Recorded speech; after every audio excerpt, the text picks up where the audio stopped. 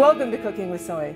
I'm Judy Gillard, otherwise known as Chef Judy from the Judy I show, and I'm at the Hy-Vee store with the pleasure of cooking with Jane Reeson from Nebraska Pork Producers, and we're going to do some of your favorite comfort foods, but we're going to kick it up a notch with a little good nutrition by using soy products.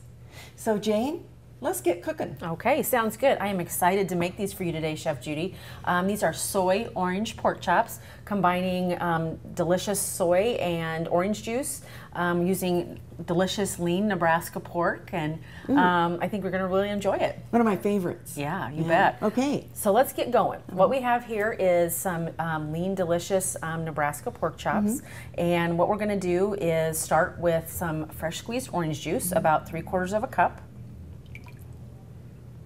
And then we're going to, and then we're going to add to that the soy sauce, about 2 tablespoons.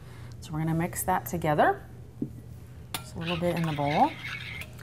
So to that, we are going to add some sugar. That's going to caramelize the pork chops give it a up little, a lot. Give it a little sweet.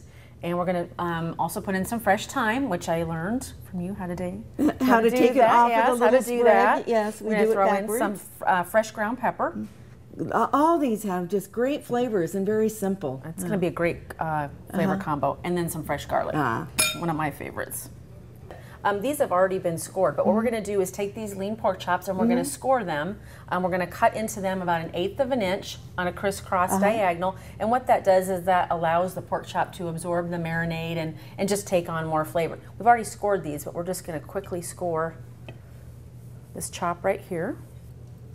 Okay, and then if you'll hand me that bowl, and remember to use a nice sharp knife when you're doing that. Anytime you're working with meat, you want to have a nice sharp knife, right?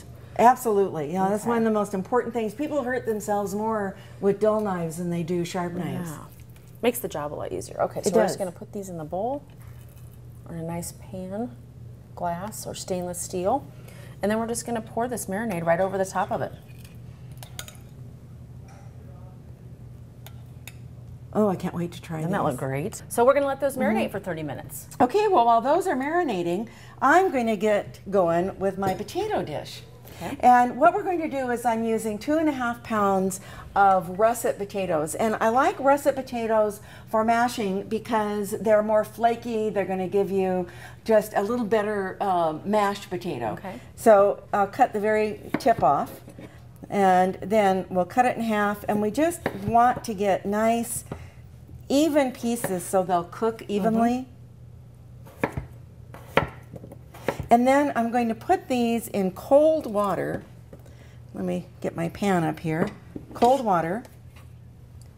And you kind of saw how I did that. I did see that. So we'll put these in cold water, and then I'm going to add raw garlic to this cold water mixture. And to smish a garlic, you know, the best way to cut the garlic is to take your knife and just hit it right on your cutting board.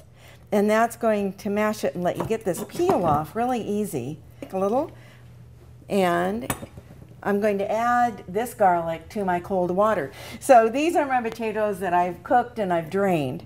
Now, this is my secret to these, is I'm going to add 4 ounces of tofu.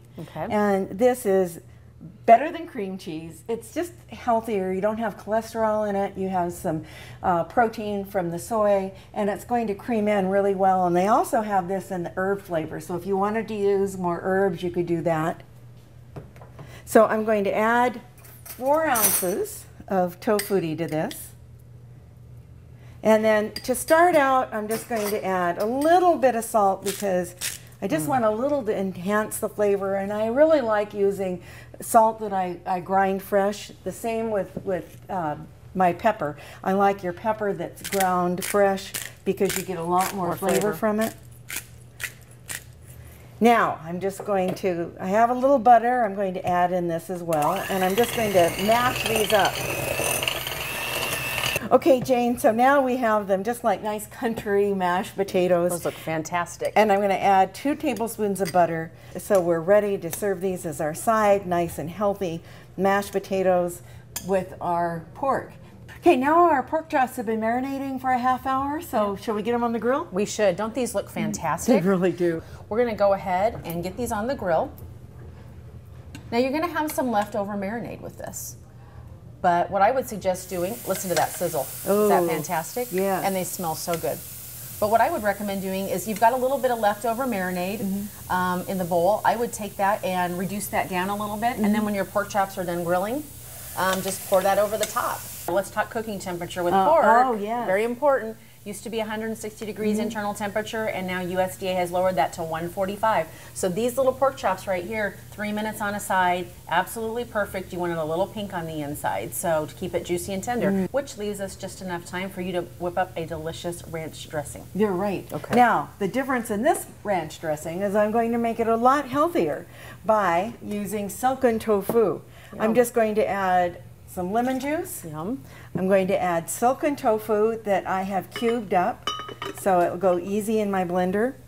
And our favorite, the Hidden Valley Ranch dressing mix, which started the whole craving. That's to right. And the ranch beauty dressings. of tofu is that it kind of takes on the flavor of anything you put it with, right? Exactly. So that's what it's, and this is a great dip too. That's right. So we're just going to whip it up.